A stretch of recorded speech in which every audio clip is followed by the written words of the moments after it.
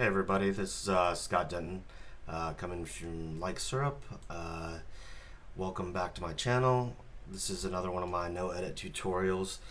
I'm just going to quickly try to talk about basically in the past I had been on a project where we needed to create textures for the interior of a mouth, and the problem was is that we basically at the point we were in the project we had all of our models with closed mouths inside of our substance scene, but then we needed to import in a new FBX through project configuration to basically have the open mouth come to the scene. But when we would do this, because of the way substance works, we would basically have a shift in textures because the textures were all hand painted in 3D space, and it caused a number of issues, but it just created a little bit of work for what we were doing. And I recently kind of stumbled into a way of doing this without causing more headache and being able to actually add textures to the interior mouth without actually shifting what has already been done inside a substance. And this is kind of that method that I kind of just came up with due to that stuff. So I'm just going to go ahead and get into it. What I have done already is, like, this is a base head from Wrap 3D, and I'm going to import in. We've already imported in. I did some textures. I just exported out textures that were included with Wrap. It's the point head. It's nothing special. This isn't to show off like a great texture ability or any of that. It's just literally just to kind of show how to retain textures in the event that you need to bring in another object where polygons or verts or whatever else is shifted. So I'm going to create a texture. We're going to go to the actual thing, and we're going to take off all of these other than just the color. I'm going to go ahead and add this texture to the face just so we know that we have a texture on our thing.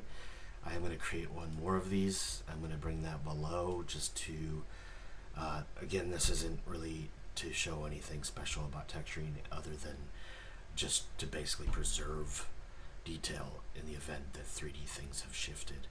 So I'm just going to turn all these off and turn rough to, this is just because it looks better to me while I'm showing it for this tutorial.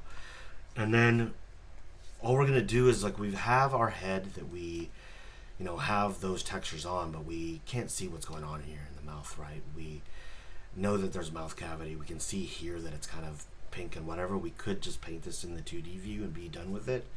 But say we want a little bit more accuracy and we want to see where things are in 3D space.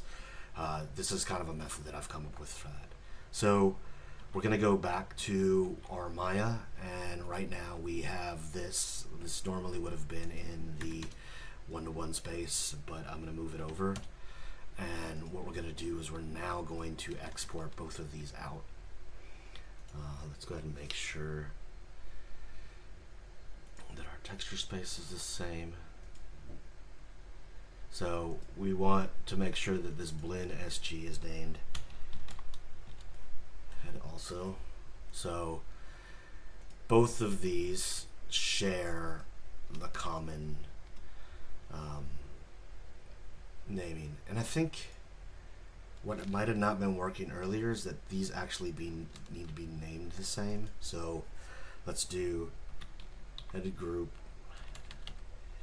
head open, and head closed.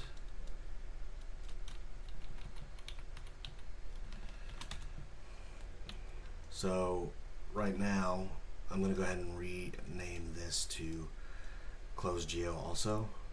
Let's just name them both head.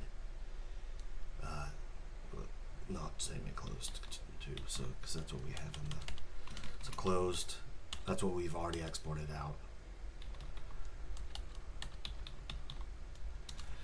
And now I'm going to grab both of these and we're going to do an export. So export selection.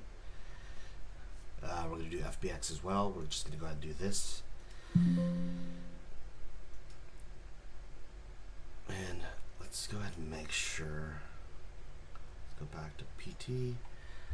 I just want to make sure that the texture settings are, yes, this is named head. Yeah, it's head here. So when we import in, this should be fine. So what we're going to do now is we're just going to do project configuration, and we're going to go to import in that open close mouth that we just did. And what that's going to do is now you can see you have both this and this. And now if I create any type of paint layer, so let's just create a paint layer, and then let's give this let's just give it like an obnoxious color. Let's see, let's make it red. And now I can make it red, and we can come in here and I can paint, and you can see that it'll update on the closed mouth version too. So basically we're retaining all of the detail that we had done here, but all we're doing is adding another object to basically get to where we can paint in 3D space with seeing what we need to see, but without affecting the space of the other object, right? So now, like, anything I do to this one will be done to that one, but then anything I do to this one also will update here. So it's like we're still painting in 3D space, but we're not losing anything we've done to this. And that's, I mean, that's basically this tutorial. It's just, I don't want to look like, if this was taken further along and say we had 100 different paint layers that we had done, this would be a way to retain that, but then add a new object in that actually has that mouth cavity, and then retain that information, but be able to see what I actually need to paint.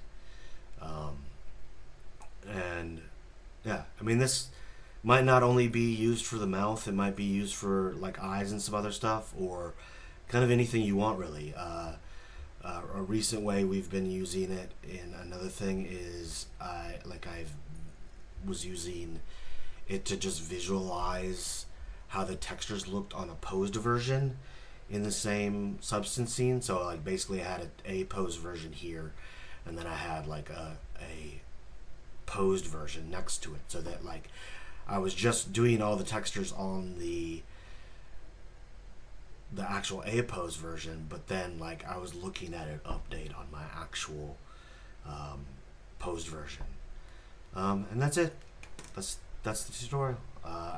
Please like and subscribe if you like this. And if you have any questions, please feel free to ask them, and look forward to doing more of these in the future. Thank you. Bye.